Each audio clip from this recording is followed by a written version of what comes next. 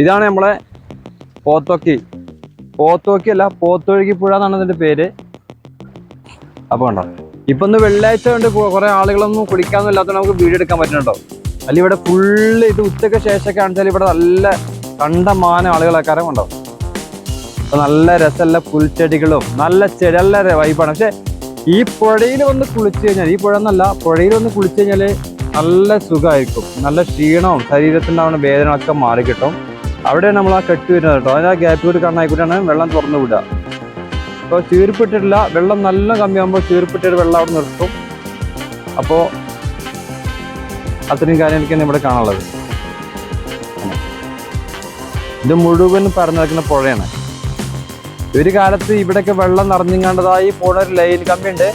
അതൊക്കെ ഇവിടെ പോസ്റ്റൊക്കെ താണ് ആകെ പ്രശ്നമായിരുന്നു കേട്ടോ. ആ ഒരു വെള്ളപ്പൊക്കത്തിൻ്റെ കാലത്ത് ഇവിടെയൊക്കെ മൊത്തം വെള്ളം വന്നിരുന്നു. വെള്ളകഥ ആ ഒരു തോട്ടത്തേക്ക് മുഴുവനും വെള്ളം കയറിയിരുന്നു. ആ ഒരു കാരണം മതിലിൻ്റെ മുകളിലേക്ക് വെള്ളം കയറിയിരുന്നു. ഇപ്പോൾ പ്രശ്നമൊന്നുമില്ല. ഇതാണ് ഇപ്പോൾ നമ്മളെ പുഴ, പോത്തൊഴുകി പുഴ കേട്ടോ.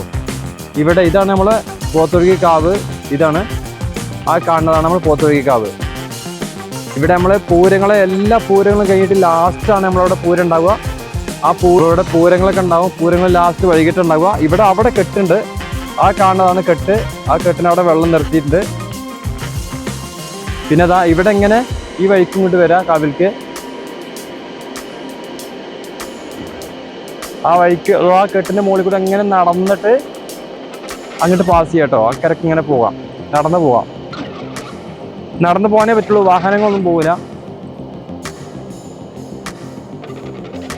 കണ്ടോ, നല്ല അടിപൊളി കാഴ്ച കേട്ടോ. പൊന്നാർ ചെങ്ങന്മാരെ, അപ്പം നിങ്ങൾ പോത്തൊഴുകി കാവ് കണ്ടില്ലെന്ന് പറയരുത്. കണ്ടവരുണ്ടാവട്ടെ, കാണാത്തവർക്ക് അന്ന് വീഡിയോ ചെയ്യണം.